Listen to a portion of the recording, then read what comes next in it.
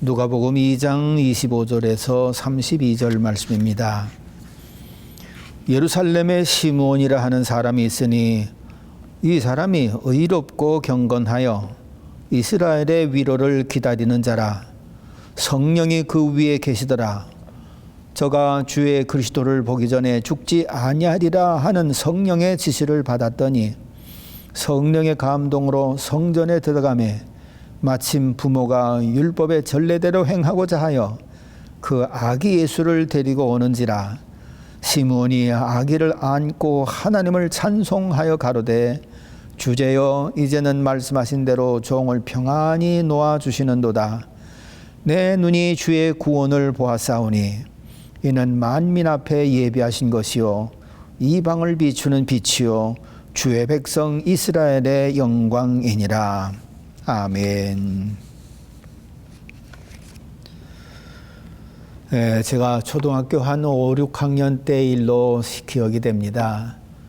근데 저희 아버님은 집에서 물건을 만들어서 인천에다가 납부를 하셨는데 인천 가실 때는 자전거를 타고 자전거에다 그 많은 짐을 싣고 그렇게 가셔서 납품을 하셨습니다.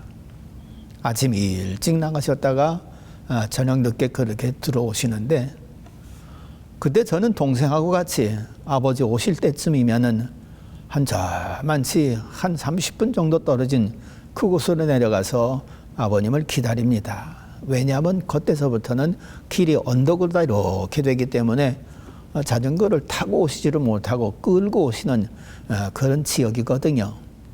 그러니까 어린 마음에 조금이라도 아버지를 좀 편하게 해드리고자 싶은 마음 때문에 동생하고 둘이 그 지점에 가서 기다렸다가 아버지가 오시면은 자전거를 받아서 집으로 같이 끌고 온 그런 때가 많았습니다. 여름에는 때때로 기다리는데 모기가 물기도 하고요. 겨울에는 때때로 기다리는데 추워서 손을 호호 불기도 하고 그래가면서 늘 기다렸지만 아버님은 저희들의 기다림을 언제나 기뻐하셨고 그렇게 헛되이 기다리게 하는 법이 없으셨습니다. 저희들도 그 일이 참 좋았습니다. 아버님한테 얼른 자전거를 넘겨받고 둘이서 밀고 끌고 해가면서 집으로 돌아오면 엄마도 기뻐하고 그래가면서 저희들은 그 일을 참 기쁘게 잘 했습니다. 기다리는 게 힘들지도 않았고 춥다고 또 그렇게 불평 짜증 내지도 않았고 덥다고 또 아유 그만둬야 되겠다 그런 생각 한 번도 하지 않고 기다리는 저희들을 아버님은 언제나 충족시켜 주셨고 만족시켜 주셨습니다. 그런 아버지를 장성해서 정말 기다린 때가 있었는데 아버님이 어느 날 복통으로다가 병원에 입원을 하셨어요. 그리고서 그만 그 다음에 들어오시지를 못한 겁니다. 그러니까 어떻게 보면은 아버지가 있을 때에 그 짐 배달하면서 납품할 때는 전혀 우리들의 기대에 전혀 어긋남이 없었는데 병원에 그렇게 입원하셨을 때는 그만 저희들의 기다림을 어긋나게 하는 그런 일을 하셨던 것을 봅니다. 여러분들은 누구를 기다리십니까? 어떻게 보면 우리 인생은 기다림의 연속이다. 그렇게 볼 수가 있지요. 출근하면 퇴근 때를 기다리고 또 퇴근하면 또 잠자리를 기다리고 또 일어나서 또 출근 준비를 하고 여러 모습으로다가 기다렸다가 그 기다림의 결실을 봅니다. 그런데 어떤 기다림은 허망한 그런 결실을 가져오기도 하고요. 어떤 기다림은 큰 기쁨을 맞기도 합니다. 그러므로 큰 기쁨을 맞기를 기다리는 것을 사람들은 늘 기뻐하는 것을 봅니다. 그런데요, 이런 큰 기쁨을 맛보는 기다림,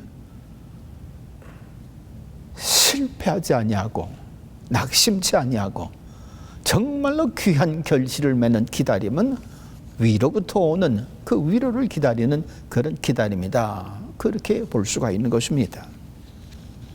보세요. 사람 때문에 그 기다린 것 때문에 낙심하고 절망하고 세상에 그럴 수가 있느냐 해가면서 참 낭패와 실망 속에 들어가는 그런 기다림이 얼마나 많습니까? 그렇지만 하늘로부터 오는 위로받기를 기다리는 그 기다림, 하늘에 속한 것으로 기다리는 기다림, 그런 기다림에는 결코 시간이 좀 지날 수 있을런지는 모르겠지만 그 기다림은 우리들에게 반드시 위로의 기다림이 됐고 기쁨의 기다림이 된 것을 봅니다. 오늘 성경에 보면은 시므온이라고 하는 사람이 이스라엘의 위로를 기다립니다. 얼마나 오래 기다렸는지는 성경에 몇 년이라 그렇게 자세하게 기록이 되지는 않았습니다만은 노년이 돼서 이제는 죽어도 원이 없나이다 그렇게 한 것을 보면은 오랜 기간 동안 나이가 많이 들도록 그렇게 이스라엘의 위로를 기다렸다 그렇게 볼 수가 있는 것입니다. 25절에 보면은 예루살렘에 시므온이라 하는 사람이 있으니 이 사람이 의롭고 경건하여 이스라엘의 위로를 기다리는 자라 성령이 그 위에 계시더라. 이스라엘의 위로를 기다린다. 그런다고 할 것 같으면 지금 이스라엘이 굉장히 큰 어려움에 빠졌다는 그런 이야기라고 볼 수 있습니다. 사실 그렇습니다. 당시에 이스라엘은 왕이 있었습니다.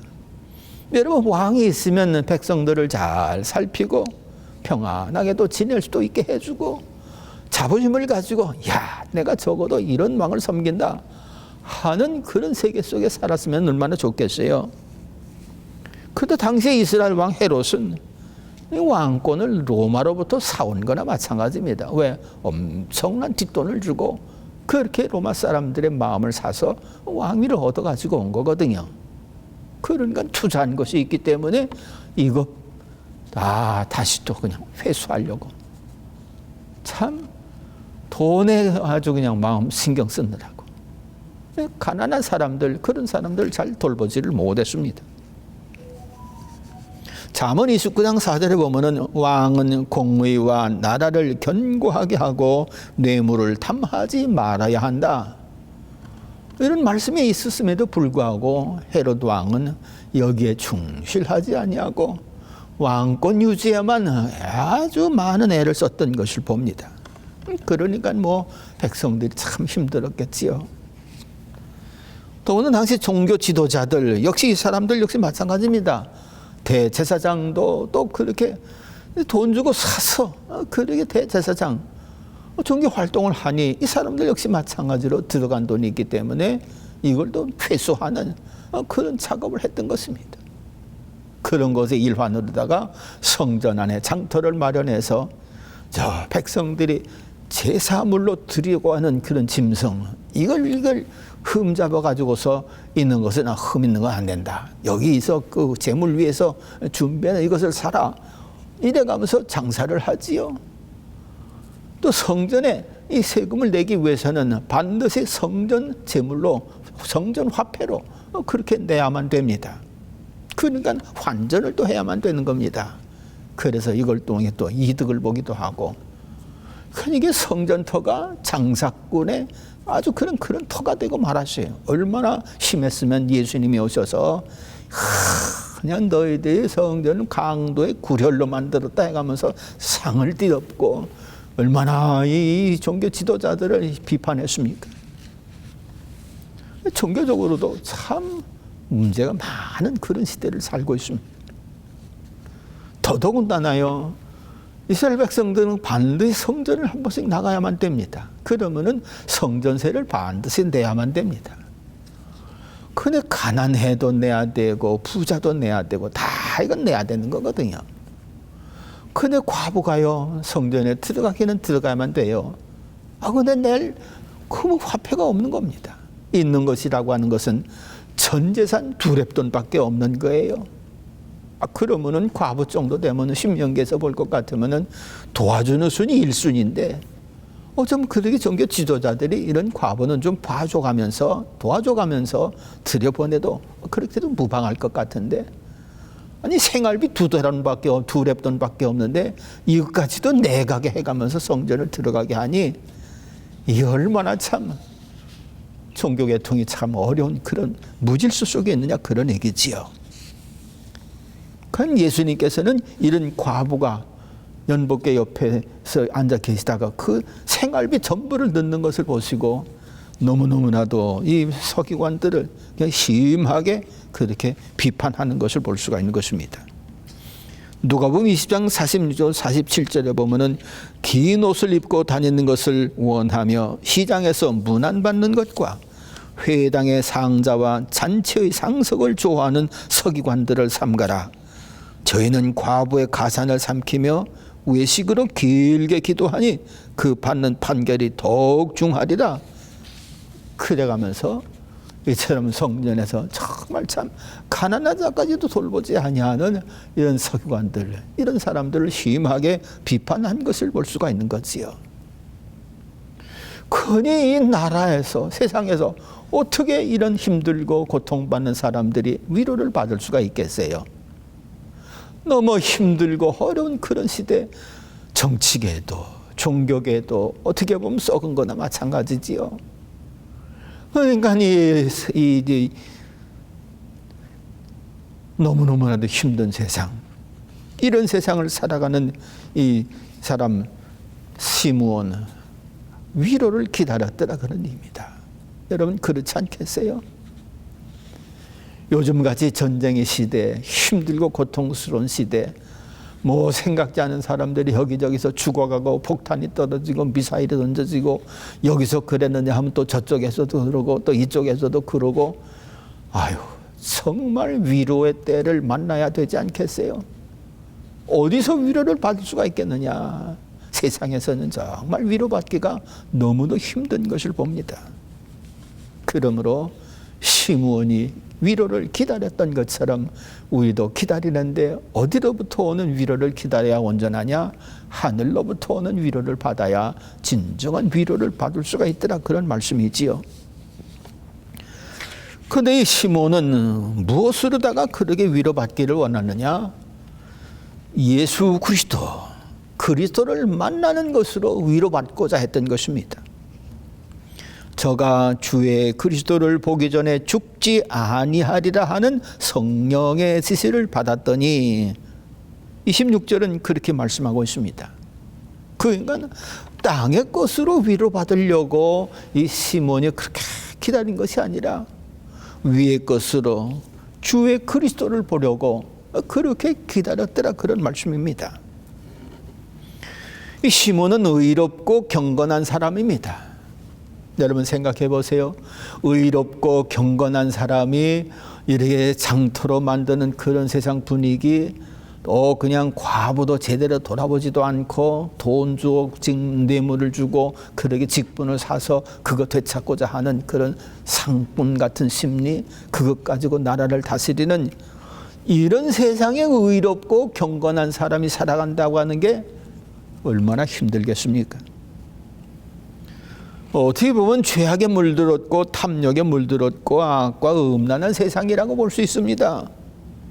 거짓과 술수를 바라면서 자기 이름 높아지기를 바라고 자기 권리 주장하기를 바라는 이런 세상에서 의롭고 경외하는, 하나님을 경외하는 그런 마음 가지고 살아가는 사람들 얼마나 힘들겠어요?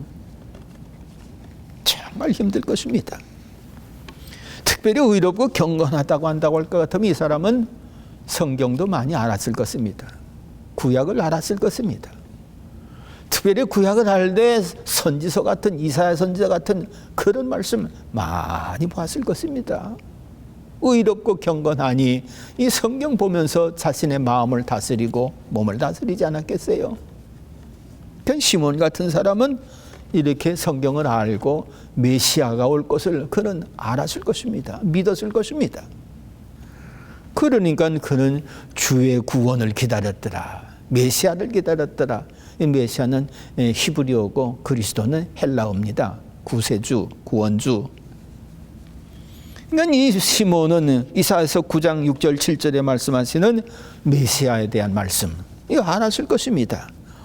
이는 한 아기가 우리에게서 낳고 한 아들을 우리에게 주신 바 되었는데 그 어깨에는 정사를 메었고 그 이름은 기묘자라, 모사라, 전능하신 하나님이라, 영존하시는 아버지라, 평강의 왕이라. 이 그리스도 메시아가 올 것을 그는 성경을 통해서 알았기 때문에 그렇게 기다렸을 것입니다. 그런데 어느 날 성령께서 지시를 해 주십니다. 26절에 보면은 저가 주의 그리스도를 보기 전에 죽지 아니하리라. 아마 이 시몬이 죽을 때가 됐던 모양입니다. 그런데 죽기 전에 너가 주의 그리스도를 볼 것이다. 메시아를 볼 것이다. 구원자를 볼 것이다. 이런 천사의 지시를 받습니다. 성령의 지시를 받습니다. 그러니 이 시몬이 얼마나 기뻤을까? 이 성령이 지시해 주시는 그 말씀을 들을 때 속에서 뜨겁게 그냥 막 감격스러운 그런 기쁨이 샘솟았을 것으로 믿어집니다. 여러분, 이 한 말씀이 얼마나 귀한 말씀입니까? 그렇습니다. 어떤 면에서 우리 성도들에게는 성령이 지시해 주시는 한마디, 하나님이 주시는 약속의 말씀, 그 한마디가 우리의 삶을 바꾸는 것을 볼 수가 있는 거지요. 여러분, 세상 사람도 그렇습니다. 세상 사람도 어떤 사람들은 그저 그냥 엄마의 말 한마디 때문에 엄청난 생애가 달라진 그런 사람들도 있습니다. 아마 여러분 잘 알 겁니다. 안델센이라고 하는 그 사람은 10살 때 일입니다. 10살 때 자기가 동화를 썼어요. 자기는 굉장히 자랑스럽습니다. 야, 이거 10살짜리 내가 이런 동화를 쓰다니. 그래가면서 주변 사람들을 한번 읽어봐라. 그래가면서 많은 사람들에게 읽어보게 했습니다. 그랬더니만 읽는 사람들마다 이게 무슨 동화냐, 야 집어치워라.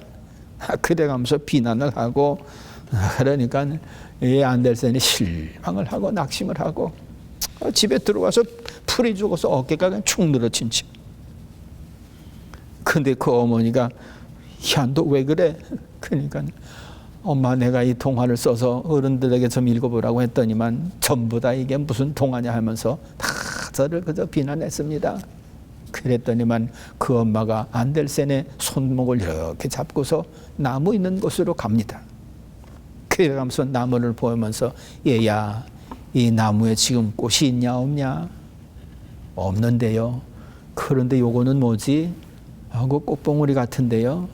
그래, 지금은 이게 꽃봉오리로 꽃을 보여주지 않지만 시간이 지나면 활짝 펴서 아름다운 꽃을 우리 모두에게 보여줄 거란다. 너는 지금 이 작은 이 꽃봉오리 같은 사람이야. 이 다음에 네가 자꾸만 그 글을 쓰다 볼 것 같으면 꽃을 활짝 피는 그런 귀한 동화 작가가 될 거야. 안델센은 이 말, 엄마 이 말 한마디에 속에서 기쁨이 샘솟아서 계속해서 글을 쓴 결과 놀라운 작가 안델센이 되었다고 하는 그런 이야기가 있습니다. 여러분, 사람의 한마디도 이렇게 인생을 바꿔나가는데 성령의 감동을 받는 그런 말씀, 하나님이 주시는 약속의 말씀, 이것을 우리가 품고 기다린다고 할 것 같으면 그 약속의 말씀은 우리들에게 너무나도 벅찬 감격을 주는 거지요. 위로받기를 기다렸는데 천사의 지시, 성령의 지시를 받아가지고 네가 죽기 전에 주의 구원을 볼 것이다. 이 한마디가 이 시몬을 얼마나 감격스러운 자리로 이끌었을까요? 그러니까 성전에 나가서 하나님을 예배드리고 그렇게 나오는 때인데 누군가 아기를 안고 이렇게 나오는데 그 아기를 딱 봤더니만은 이야, 그 아기가 그토록 기다리던 주의 구원이더라, 그런 말씀입니다. 그러니까 시몬은 아기 예수를 보고서 주의 구원을 보았다. 이제는 내가 죽어도 원이 없습니다. 이렇게까지 나온 겁니다. 여러분 생각해 보세요. 이 시몬이 본 그리스도는 아기 예수입니다. 아직 청년기에도 이르지 못했습니다. 장년기는 더더욱 이르지 못했습니다. 그러니까 아기 예수, 엄마의 품에 안겨서 나왔기 때문에 그는 아직 어떻게 보면 사물을 제대로 판단하지도 못할 그런 아이가 아니었겠는가. 세상을 이렇게 가르칠 만한 지식도 갖추지 못한 그런 아이지 않았겠는가. 아마 어떤 사람들에게 모두 영향력도 제대로 끼치지 못할 그런 약한 어린 아이였지 않았겠는가. 감히 누가 예수님을 안고 흔듭니까? 그런데 어린 아기 예수이기 때문에 시몬은 안고 너무 기뻐서 이렇게 흔들지 않았겠어요? 이렇게 흔들면 흔들리는 그런 아기 예수. 근데 시몬은 그 아기 예수를 봤을 때 주의 구원을 보았다고 이렇게 감격을 하고 있는 것입니다. 그렇다고 해서 무슨 아기 예수가 시몬한테 무슨 능력을 주었느냐? 그렇지도 않습니다. 시몬에게 무슨 힘이 될 만한 그런 말씀을 들려줬느냐? 그것도 아닙니다. 그냥 안겨서 그냥 흔들면 흔들리는 그런 아기 예수입니다. 그러나 시몬은 그 아기 예수를 주의 구원으로 보았습니다. 여러분, 아기 예수라도 본질은 하나님 아닙니까? 본체는 하나님 아닙니까? 그러니까 시몬은 아기 예수를 보기 전에 하나님을 본 것이다. 그러니까 주의 구원을 보았다. 그렇게 고백할 수가 있는 것이지, 그냥 아기로만 봤다고 할 것 같으면 주의 구원을 보았다고 그렇게 고백 못했을 것입니다. 성령께서 가르쳐 주실 것이었습니다. 성령께서 깨닫게 하셨을 것입니다. 주의 구원자다, 메시아다, 그리스도다. 그러나 시몬은 그 아기 예수를 그대로 받아들이고 그대로 믿은 거지요. 그건 너무 기뻐한 겁니다. 여러분, 열왕기상 18장에 볼 것 같으면은 엘리야가 갈멜산에서 거짓 선지자 850명과 대결하지 않아요? 그렇게 대결해 가면서 누가 믿는 신이 참신인가? 그거 내기하자. 그래 가면서 갈멜산에 올라가서 하늘에서 불을 내리는 그 신이 참신이다. 이렇게 결론 짓고 기도하면서 하늘에 불 내리기를 그렇게 경쟁하지 않습니까? 거짓 선지자 850명이 하늘에서 불을 내려달라고 자기들이 믿는 신한테 간절하게 부르짖습니다. 몸을 해가면서 밤 저녁 때까지 크죠. 그런데 불은커녕 불씨 하나 내려오지 않습니다. 그러자 저들이 포기하자 엘리야가 기도하기 시작합니다. 무릎을 꿇고 머리를 그 사이에 밀고 간절하게 기도할 때 하늘에서 불이 쫙 떨어지는데 제단에 놓았던 재물을 다 살라버리지요. 도랑을 파서 거기다 물을 잔뜩 채우는데 그 물까지 그냥 싹 쓸어버리지요. 그야말로 엘리야가 믿는 신이 참신인 것을 이방신들까지 다 안 겁니다. 이래가지고 거기서 거짓 신들을 다 제거하지 않아요? 그리고 그렇게 그냥 내려갔으면 좋은데, 여기서 엘리야는요, 주의 구원을 보았거든요. 하늘에서 불이 떨어지면서 참신인 것, 거짓신을 물리치고 이스라엘 백성들을 구원한 구원의 하나님을 봤거든요. 경험했거든요. 그러니까 그 구원의 하나님에게 긴급하게 또 기도를 합니다. 왜냐하면 3년 6개월 동안 이 지역에 비가 오지 않아가지고서 땅이 쫙쫙 갈라지고 농산물 뭐고 다 이거 생산이 안 되니까 백성들의 삶이 말이 아니거든요. 그러니까 그걸 생각해서 엘리야가 산으로 올라가서 무릎을 꿇고 두 무릎 사이에 머리를 그냥 켜인고 하나님 앞에 이 가뭄 문제를 가지고 간절하게 기도를 합니다. 참 기도를 하고 난 다음에 그 게하시한테, 사환한테, 저 좀 산꼭대기에 좀 올라가 봐라. 혹시 비 올 징조라도 보이는지. 사환이 올라갔다가 내려오고 나니까 안 보이는데요. 없는데요. 그러니까 또 엘리야가 또 간절하게 기도를 합니다. 기리고 나서 또 사환한테 다시 한번 또 올라가 봐라. 선생님 이번에도 하나도 안 보이는데요. 이러기를 무려 7번씩이나 기도하고 올라가라. 또 올라가라. 나와야지. 근데 7번째 그들이 간절히 기도를 하고 올라가 봐라 했더니만은 세상에 올라가서 보니까는요, 저쪽 그 바다편에 손바닥만한 구름 조그만 게 보이는 거예요. 선생님, 이 조그만 구름, 손바닥만한 구름이 보입니다. 그랬더니만 엘리야가 됐다. 그래가면서 밑으로 내려가면서 거기 같이 와 있던 아방한테, 왕이여 빨리 수레를 타고 빨리 하산하십시오. 큰 비가 올 겁니다. 아니 조그만 손바닥만한 구름을 보고 큰 비가 올 것을 예고하고 빨리 내려가라고. 어떻게 그런 일이 있을 수가 있겠어요? 사람들은 조그만 손바닥만한 구름 별것 아닌 것으로 봤지만 엘리야는 그 구름이 구원의 하나님의 징표로 본 겁니다.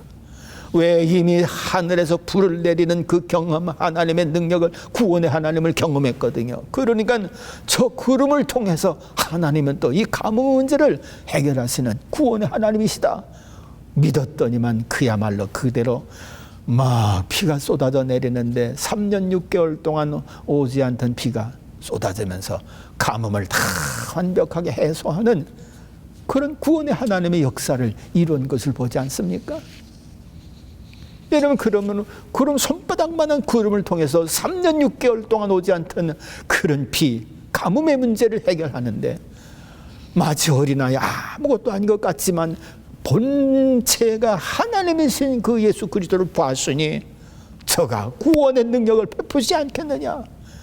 저가 주의 구원의 능력이다. 그래가면서 그걸 믿어지니까 너무 기뻐가지고서 이제는 죽어도 원이 없나이다. 그렇게 감격해야 하지 않습니까? 그렇습니다. 이렇게 기다릴 때 하나님을 향한 위의 것을 바라보고 기다리는 그 기다림에는 낭패를 당하는 일이 없습니다. 사람을 보고 사람에게 기대를 걸고 사람에게 소망을 갖고 세상에 기대를 걸고 세상에 소망을 갖는 그런 위로받기를 기다리는 여기에는 실패가 있을 수는 있지만 하나님, 우리 예수 그리스도를 바라보고 예수 그리스도를 향해 위로를 기다리는 그런 사람들에게는 반드시 그 위로에 합당한 기쁨과 감격을 맛보게 될 줄로 믿습니다. 바로 시므온은 경건한 사람, 의로운 사람으로 주의 구원을 기다렸다가 그 결과 놀라운 기쁨의 결실을 맺은 것을 봅니다. 그러니까 시므온은 그렇게 기다리는 동안 의롭고 경건한 삶을 계속해 나갔던 것을 볼 수가 있는 거지요. 이러므로 우리도 세상에서 정말 참된 위로를 기다리는 그런 세상을 살고 있습니다. 우리의 의롭게 사는 것이 힘들기도 하고 하나님을 경외하는 삶이 너무 보잘것없는 것 같기도 하지만 변함없이 위로부터 주실 위로를 기다리면서 변함없는 의로운 삶과 거룩한 삶, 경외하는 삶을 살아갈 때 우리의 기다림은 하나님의 감격을 맛보는 그런 역사가 있어질 줄로 믿습니다. 예수 그리스도 오시면 바로 이런 위로를 기다리는 자들, 예수 그리스도 오시면 다시 오실 예수님을 통해서 기다리는 자들, 그런 이들에게 큰 기쁨이 되는 줄로 믿습니다. 여러분, 그렇기 때문에 사도 바울도 그렇게 예수 그리스도를 기다리지 않았어요? 베드로도 예수 그리스도를 기다렸고요.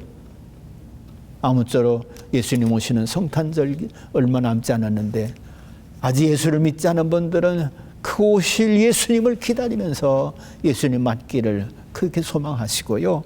이미 예수 그리스도를 영접한 이들은 다시 오실 예수님을 기다리면서 거룩하고 신실한 삶을 살아갈 때 진정한 위로 하늘로부터 얻게 되어진 줄로 믿습니다. 기도하겠습니다. 하나님 아버지, 이제 예수 그리스도께서 탄생하신 때를 기념하고 기뻐하는 성탄절을 맞을 저희들이 되었습니다. 뿐만 아니라 오신 그리스도를 다시 기다리는 재림을 기다리면서 하나님 우리의 신앙을 지켜나가는 그런 성도들이 또한 세상에서 받을 위로를 또 기다리고도 있습니다.